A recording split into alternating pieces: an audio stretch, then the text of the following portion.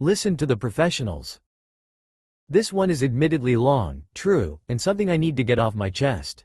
I was on TT starting to scroll through videos when I got hit with that song everyone puts in the background of their dead spouses, kids, grandmas, etc. If I would have known. It caused me to write this comment below and eventual post on my TT, which will give context to this MC story.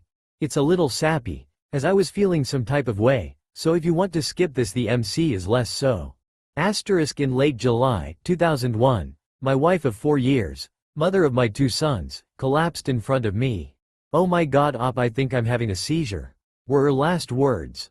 She knew it was coming a second before, and the way her final syllable had an uptick and reverberated as she hit the ground echoes through my life, weaving in and out of remarriages, children's births, pill addictions, lawsuits and new houses, fights with my oldest child, and now here I am just staring off into the middle distance.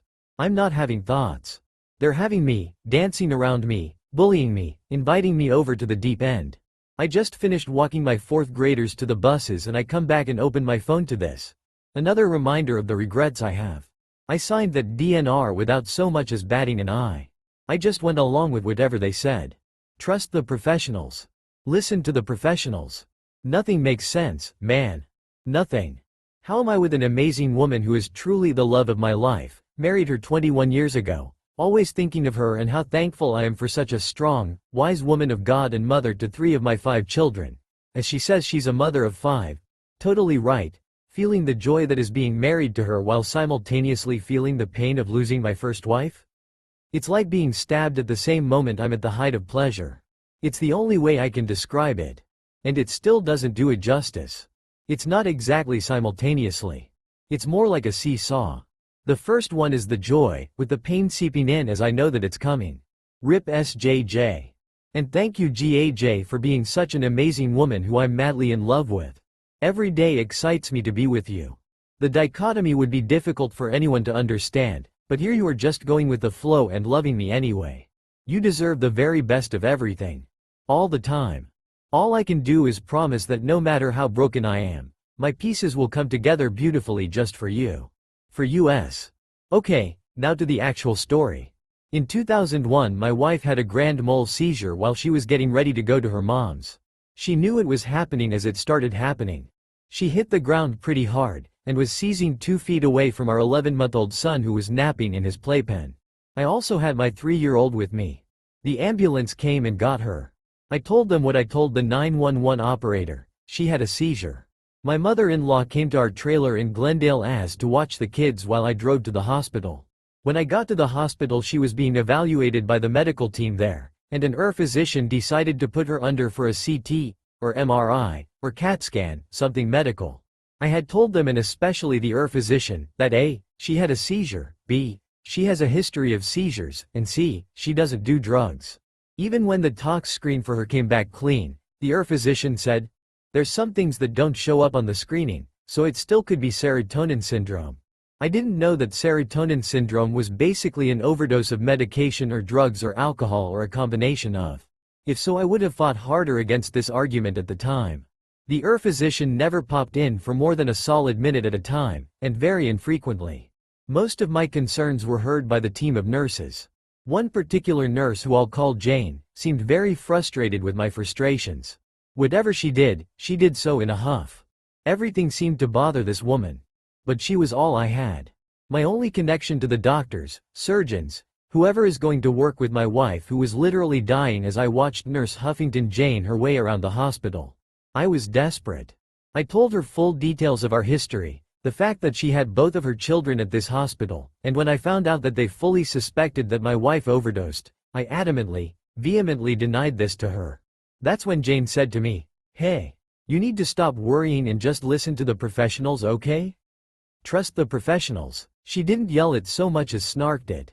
Her bedside manner was non-existent. I felt horrible already not knowing what I can do, and she slaps this mood onto the whole room as she said this. That phrase reverberates to me, even now. Listen to the professionals. Okay, time for some MC. She said to listen to the professionals. But what professionals? The ones who wouldn't listen to me when I said she didn't do drugs. The professionals who decided not to transfer my wife to another hospital when they realized they didn't have a way to measure her brainwaves because they didn't have an EEG tech on site? The EEG tech that didn't show up because she shut her phone off despite being on call? The professional neurologist, who 16 hours later had told me, "We struck out. Sorry," followed by, "Have you looked into Buddhism?" The professional who handed my a clipboard like she was dealing me cards at a blackjack table, asking me to sign my wife's DNR. The professional at the hospice in North Phoenix, Glendale, who suggested I file for divorce from my 22-year-old wife, so you don't have to pay the medical bills. No. I am going to listen to my own professionals. I am going to trust the professionals at Tucker and Zamiller Law Firm, name made up for privacy, who took my medical malpractice lawsuit on contingency. I'm going to listen to my professional lawyer tell me that we should really fight to keep juror number 7, despite her doing anything she can to get out of the task. She wound up being the one saving grace that made our jury that was 4-5 to 7-2 in our favor.